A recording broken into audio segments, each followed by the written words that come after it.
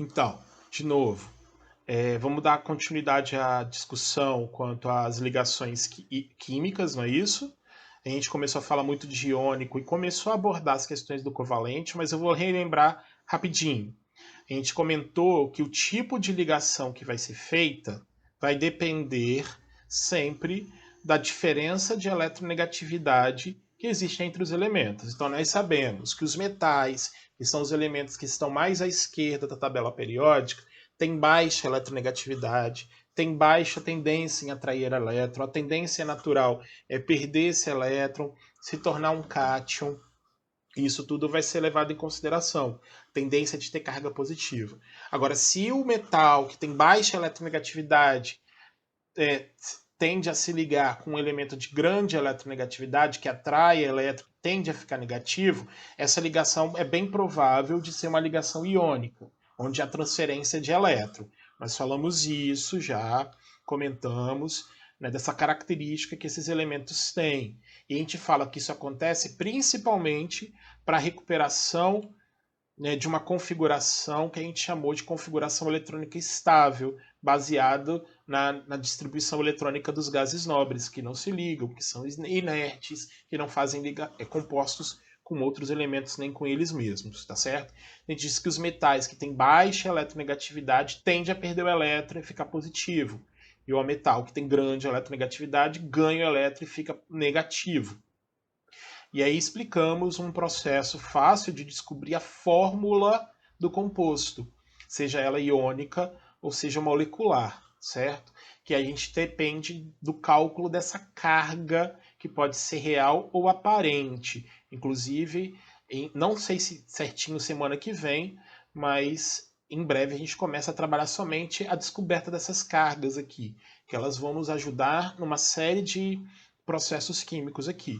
E a gente comentou que a soma dessas cargas ela tem que dar zero para formar um composto eletricamente neutro.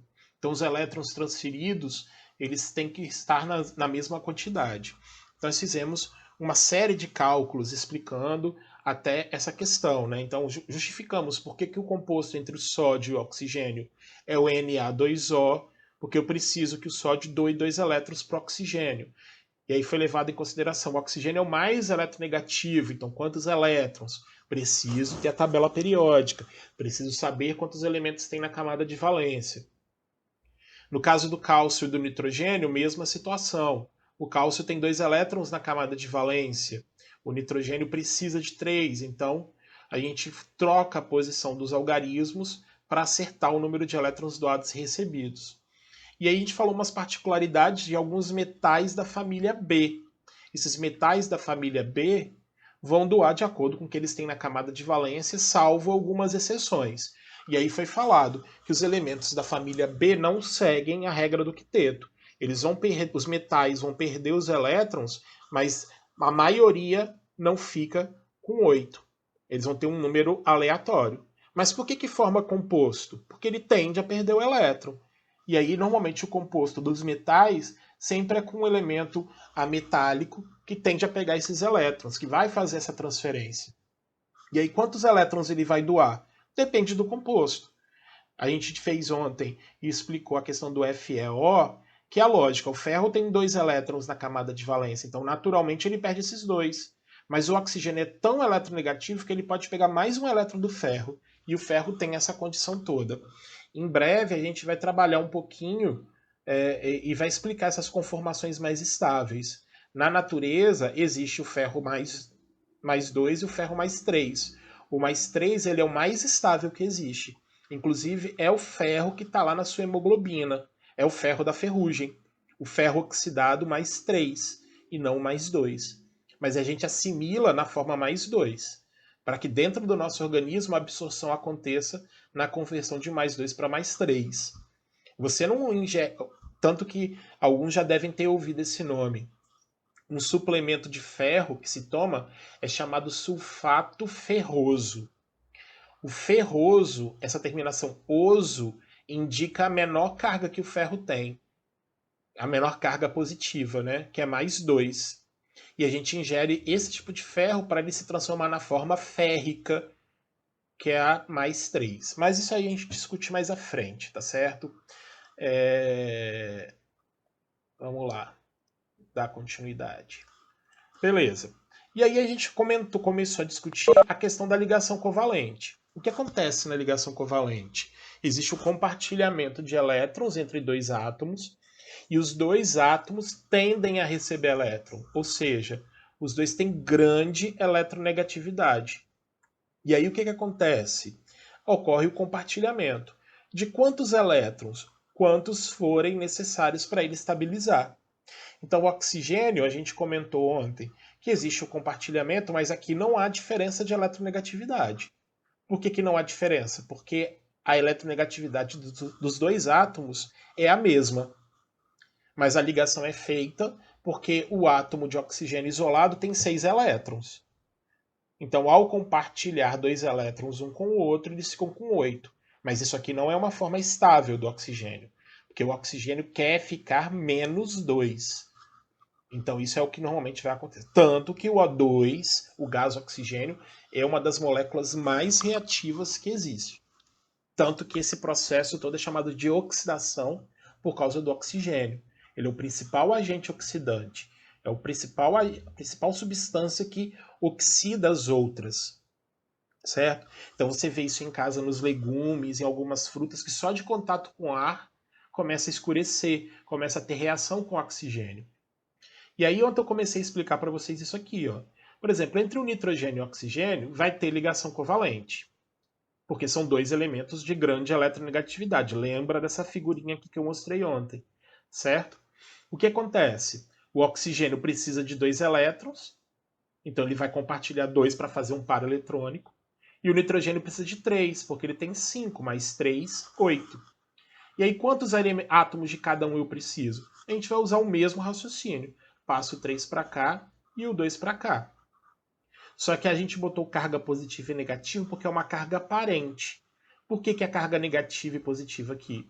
Porque o oxigênio é mais eletronegativo que o nitrogênio. Ou seja, mesmo que ele não arranque, mesmo que o nitrogênio não doe os elétrons para ele consegue puxar naquele cabo de guerra que a gente usou como uma metáfora, os elétrons para mais perto dele. Então é como se ele ficasse com a carga menos 2.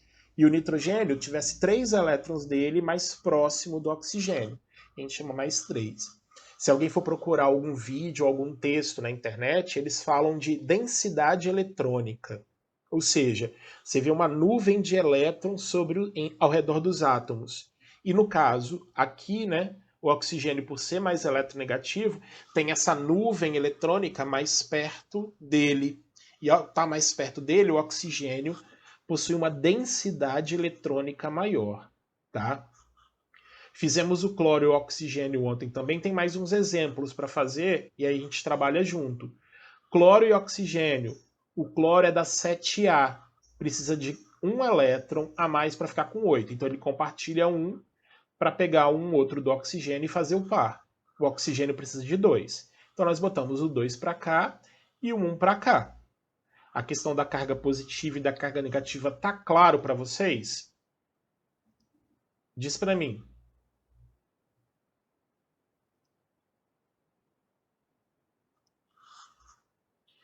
Luiz disse sim, o Gustavo disse sim, a Diana disse sim, Luísa disse sim, maravilha. Só lembrando que esse positivo e negativo aqui para o covalente não é uma carga real, porque não há transferência de elétrons, há um compartilhamento. Mas o oxigênio, por ser o mais eletronegativo, puxa os elétrons para perto dele, tá certo? Como é que eu sei disso? Eu preciso decorar tudo? Não. Precisa saber aquilo que a gente mencionou ontem. Os 3 mais eletronegativos, flúor, oxigênio e nitrogênio. O que separa metal de ametal são os hidrogênios. Os metais têm baixíssima eletronegatividade. E aqui no meio tem os outros elementos ametálicos. Então a gente simplesmente compara e tenta identificar quem é o mais eletronegativo. Eu falei também que normalmente foi definido que quando a gente monta a fórmula do composto, quem tem maior eletronegatividade, na maioria dos casos, tá? fica à esquerda na fórmula, o que ajuda a gente a identificar. Quer ver? Olha só. É a última vez que eu vou abrir para entrar gente, tá? A partir de agora tá fechado. 20 minutos já que a aula começou, beleza? Então, ó, o Fe2O3 nós fizemos. A ligação entre o Fe2 e o O3 é iônica ou covalente? Escreve aí.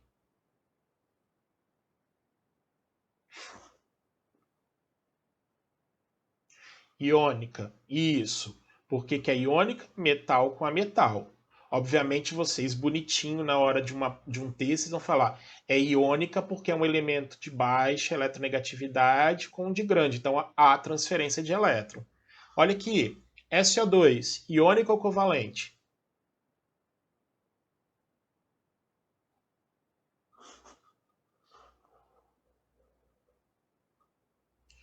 E o SO2 é iônico ou covalente?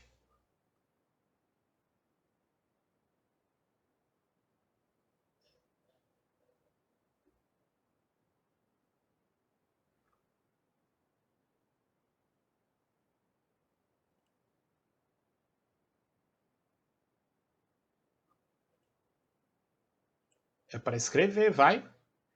O SO2 é iônico ou covalente?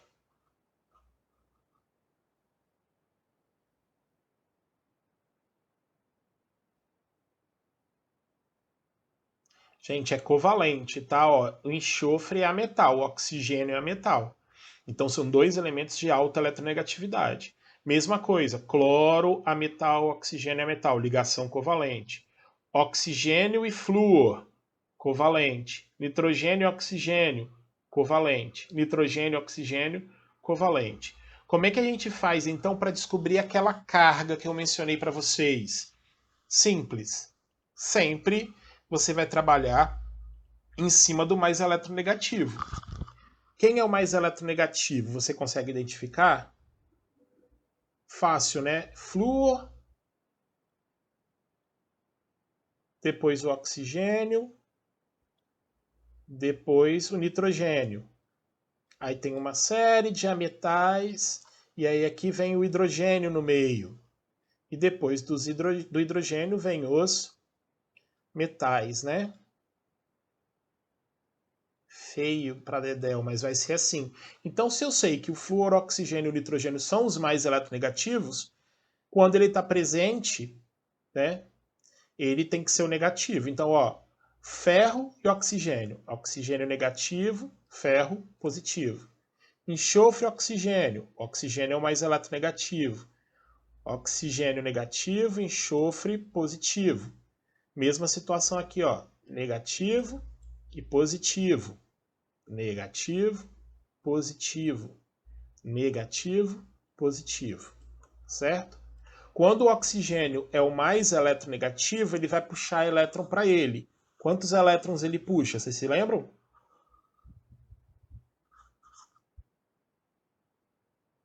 2, né?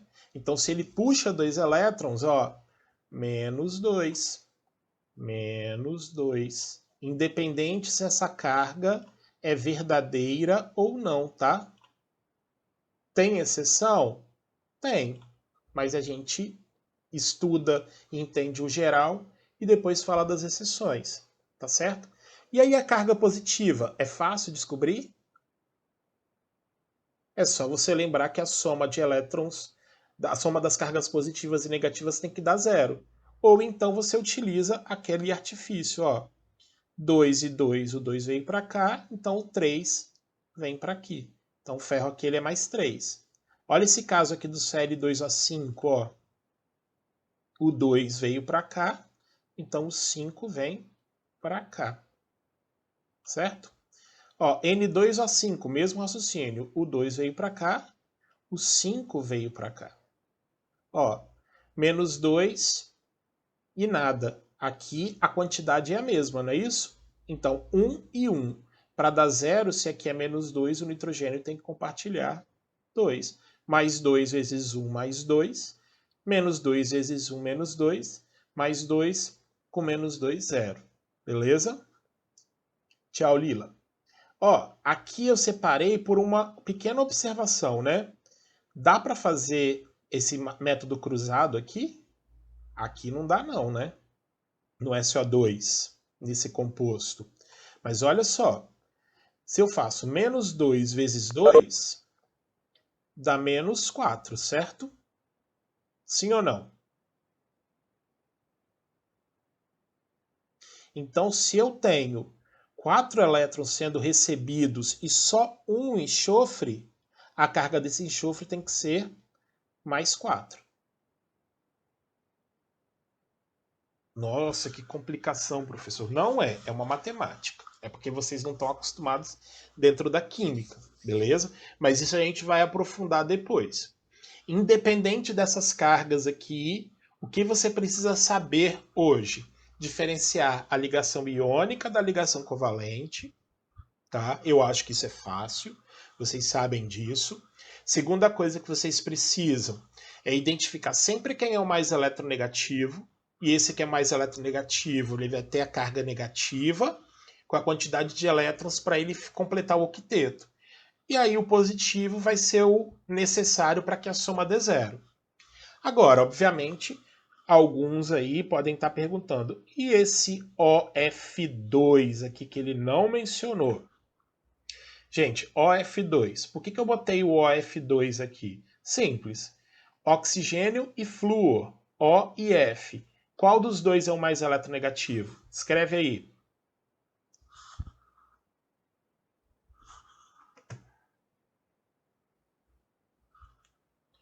O F, não é isso? Vitor, Juan, Rutiel, Luiz, não é isso? Felipe. Então, se o flúor, nesse caso, é o mais eletronegativo, ele que tem que ter a carga negativa. E o oxigênio vai ter a carga positiva. Credo, pode? Pode. Se o flúor tem mais força que o oxigênio, quem vai puxar o elétron para perto dele no cabo de guerra vai ser o flúor. É isso mesmo, Gustavo. Então, por isso que eu falei, o ideal é primeiro a gente identificar quem é o mais eletronegativo. O mais eletronegativo tende a ser negativo. Então, entre o flúor e o oxigênio, se eles formam um composto, o flúor vai ser o mais eletronegativo. E aí você se lembra, onde é que o flúor está na tabela periódica? No grupo 17, família 7A. Quantos elétrons ele precisa ganhar? 1. Então ele fica menos 1. Menos 1 vezes 2, menos 2. Aí o oxigênio tem 2 elétrons da sua camada de valência na ligação mais próximos do flúor. Por isso que gera essa carga positiva mais 2 aqui. Certo? Tranquilinho? A gente obviamente vai aprofundar isso depois, tá? Vitor, tá, Gustavo, tá, meninas? Olha só, vou repetir. O mais importante agora é você entender por que existe a ligação química. Diferença de eletronegatividade. Estou repetindo, vamos lá. Por que existe a ligação química? Elementos que não têm a camada de valência completa, não têm o octeto completo. Porém, existe a questão da diferença de eletronegatividade.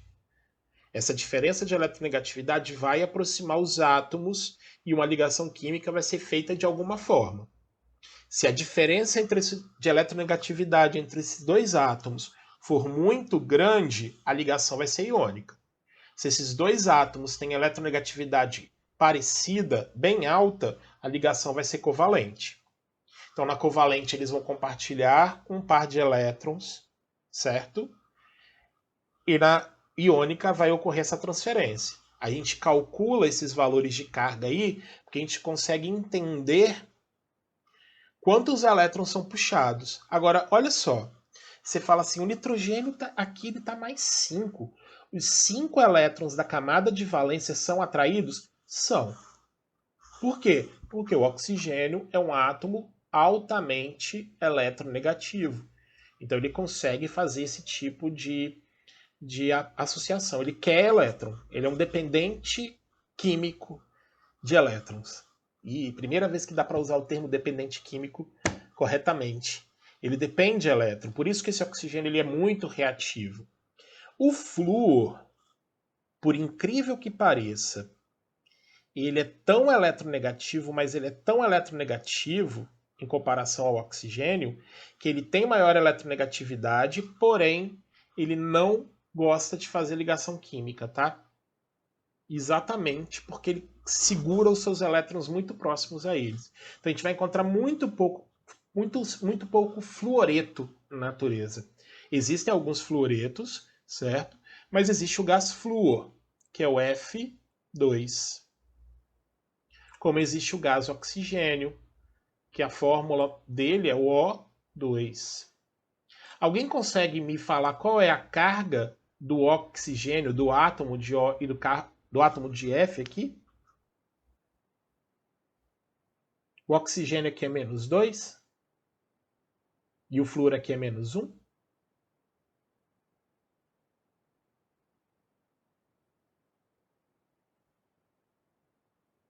Qual é a carga aqui de cada átomo?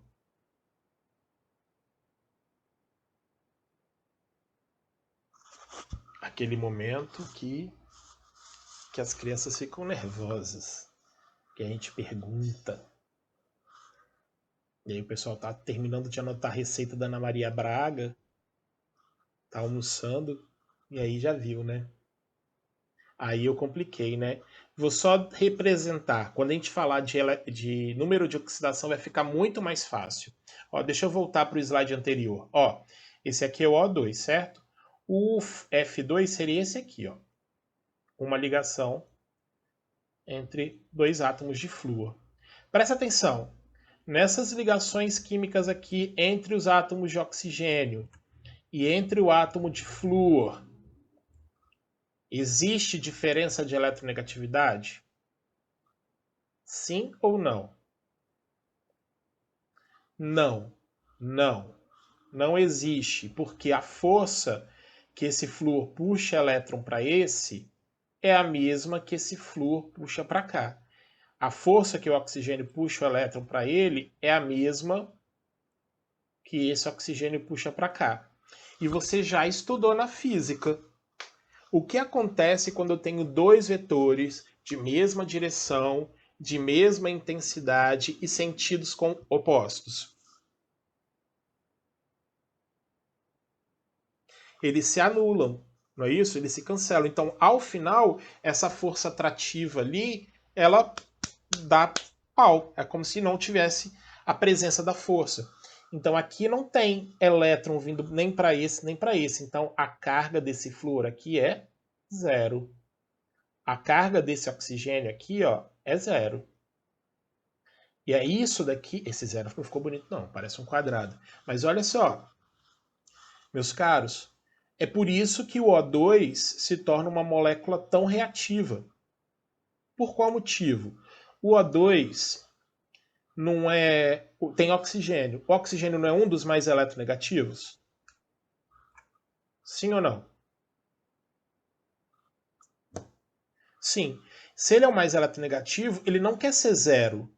Ele quer ser -2. Então ele quer oficialmente ter essa carga negativa, ele quer puxar os elétrons para perto dele. Por isso que o O2, vocês vão estudar algumas reações químicas, e vocês vão ver que o oxigênio está presente em boa parte. Ó, uma das reações químicas mais conhecidas por todo mundo, até para quem não sabe química, é a combustão. O que é a reação de combustão?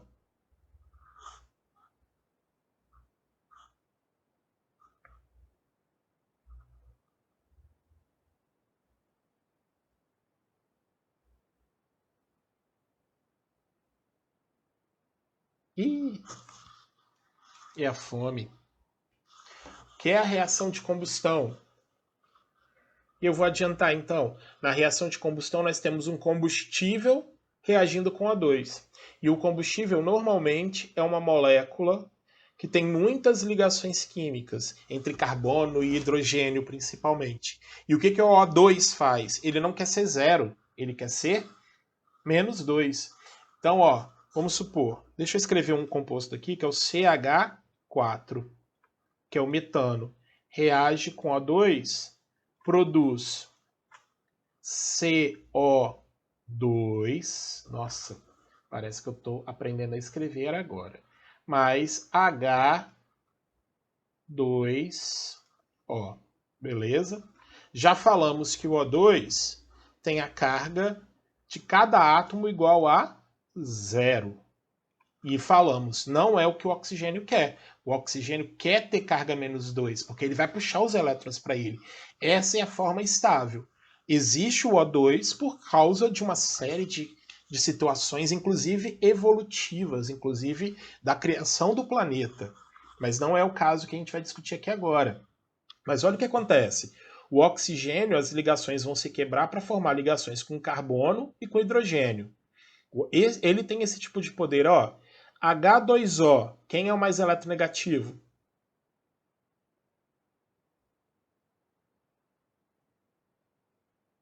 Escreve para mim aí. H2O, quem é o mais eletronegativo? O O. Então, se ele é o mais eletronegativo, negativo. Por que aqui vai ter positivo e negativo? Porque os elementos são diferentes. Se os elementos são diferentes, eu tenho diferença de eletronegatividade. Então, o hidrogênio tem que ter carga positiva. CO2, quem é o mais eletronegativo? Ó, aí ele fica negativo, ele fica positivo, ó. Maravilha. E aí a gente faz o oxigênio negativo, menos 2. O oxigênio negativo, menos 2. E aí a gente consegue fazer o cálculo do carbono e do hidrogênio. Ó, o oxigênio ganhou 2, aqui dá para fazer o contrário, né? 2 vem para cá e o 1 vem para cá. Carga do hidrogênio mais 1. Só que aqui o hidrogênio não perde elétron, tá? Ele compartilha. A ligação aqui ela é covalente.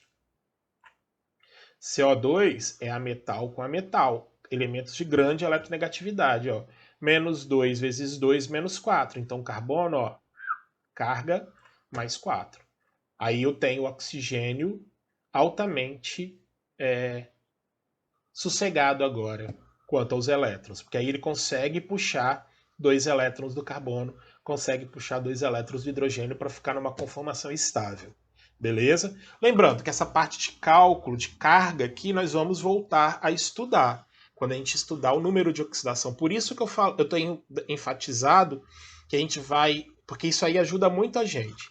O que eu quero é que vocês entendam o que é ligação iônica, o que é ligação covalente. A gente não vai fazer aquelas bolinhas lá de, não vai mexer com isso. Para a gente aquilo ali é apenas um detalhe de modelos que a gente poderia até trabalhar no pessoal, nas aulas presenciais lá na escola. Mas para aqui é bom a gente enfatizar isso. Esse tipo de ligação. Eu faço a ligação química, formo os compostos com estabilidade, certo? Mas eles podem ser reativos. E aí a gente consegue identificar o grau de reatividade, por exemplo, calculando essa carga. Essa carga ela pode ser real ou ela pode ser aparente. A carga real é na ligação iônica, porque houve transferência, formam cátions e ânions. Aqui na ligação covalente, ela não é real, ela é aparente, ela é uma tendência. Para quem já estudou um pouco de química, sabe que quando a gente tem na ligação covalente essa carga, a gente não fala, a gente usa um outro nome, a gente chama de polo negativo e polo positivo. Alguém já ouviu falar da água como água é um dipolo? Alguém ouviu essa expressão alguma vez? Não? Mas vai ouvir. O oxigênio, a molécula de água, é uma coisa parecida com essa aqui que eu estou desenhando. Não é tão perfeitinha. Mas por que ela é um dipolo? Porque eu tenho o elemento, um dos elementos de maior eletronegatividade e o elemento que faz ligação covalente de menor eletronegatividade. Que dipolo é esse? O oxigênio com um polo negativo e os hidrogênios com um polo positivo.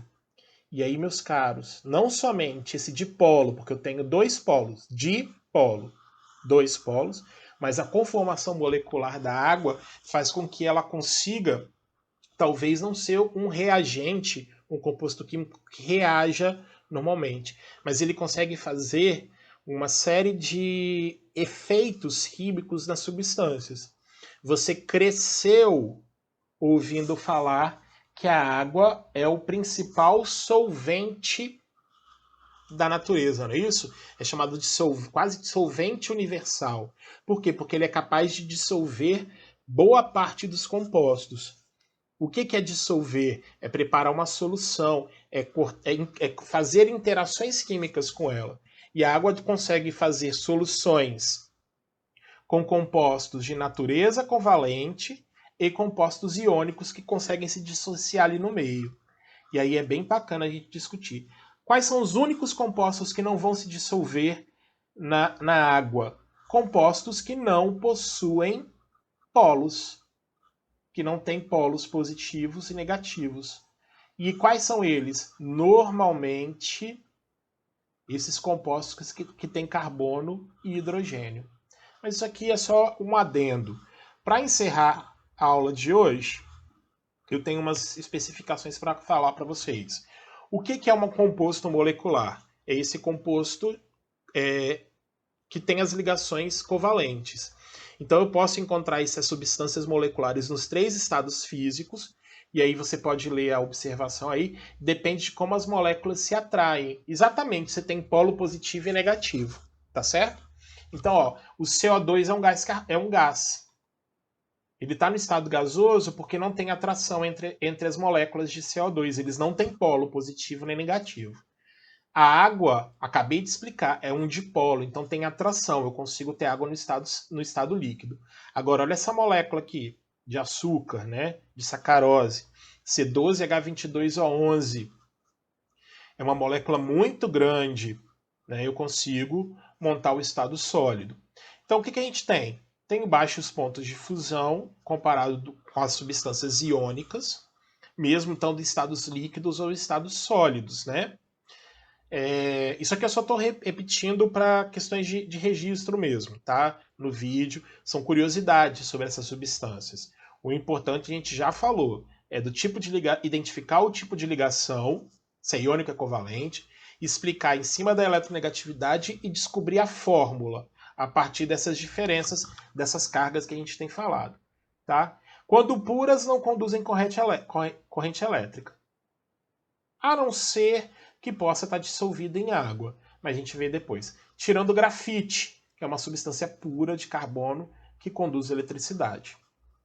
Por fim, eu queria comentar rapidinho sobre a ligação metálica.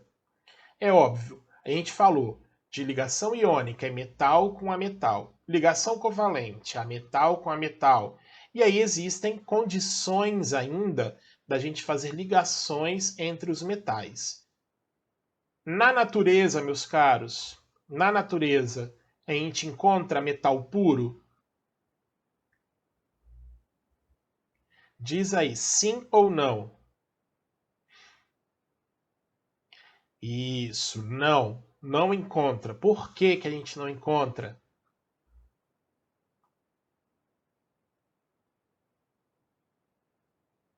Ih, agora eu dificultei, né? Por que não? Vou repetir, você já sabe disso. Qual é a tendência que o metal tem? Perder elétron, não é isso? Ao perder elétron, ele vai se ligar a quem vai querer ganhar. Agora, se eu vou juntar metal com metal, quem é que quer elétron aqui? Ninguém, não é isso? Então, o que acontece? Os compostos, os metais puros, tá? Ou é, os metais puros ou as ligas metálicas, elas são produzidas de forma, como é que eu posso dizer? Elas são produzidas na forma onde a gente força a barra de alguma forma, de algum jeito, beleza? O que acontece de fato? Esses metais eles são produzidos em grandes temperaturas, que são nos fornos, né? Nas fundições, e aí eu consigo levar embora os outros compostos não metálicos, são liberados na forma de gases, e aí eu consigo juntar os metais. Então a gente tem normalmente nos metais, cadê você? Aqui não tem falando, mas a ligação metálica, ou eu tenho metal puro, uma barra de ferro, uma barra de alumínio, ou então as ligas, que são misturas entre os metais. E a gente faz isso para melhorar como é que eu posso dizer? melhorar as características, né? A gente junta um metal com o outro para tentar juntar essas características ali. Então, só para registro, então, são compostos que têm alta condutividade elétrica, porque formam essas nuvens de elétrons. Então, se eu tenho uma liga metálica ou um metal puro, eu tenho lá vários átomos de metal e vários elétrons livres. Por isso que o metal conduz eletricidade. Porque tem elétrons livres, porque a natureza do metal é perder esses elétrons. E aí esses elétrons começam a se debater e se afastar, porque são negativos com negativos, e aí eu gero repulsão. Então eu consigo produzir condutividade elétrica a partir do momento que eu gero polos diferentes ali. Fora que metais puros eles acabam tendo uma capacidade maior de oxidar. Então aquilo em contato com ar pode começar a formar outros tipos de compostos. A alta condutividade térmica, exatamente porque você agita essas partículas, então elas começam a se movimentar, então eu consigo conduzir eletricidade melhor aqui. Os altos pontos de fusão e de ebulição que nós já comentamos, exatamente porque são sólidos, tirando o mercúrio, o gálio e o césio. O mercúrio é o único líquido e o gálio e o césio, em condições ambientes, ou por exemplo, em contato com a mão da gente, o césio não, tá? Porque é radioativo. Eles conseguem mudar rapidamente o estado. Tem o brilho característico, alta maleabilidade e alta ductibilidade, ok? Eu queria que vocês. Deixa eu só parar a gravação.